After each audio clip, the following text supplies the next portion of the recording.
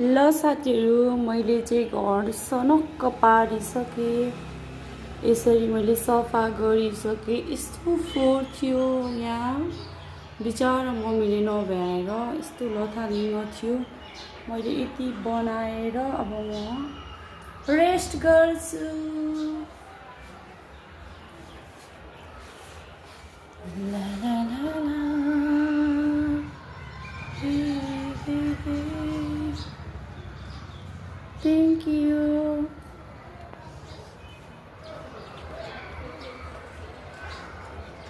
यो चाहिँ हाम्रो माइती गाउँ हो, यस्तो छ।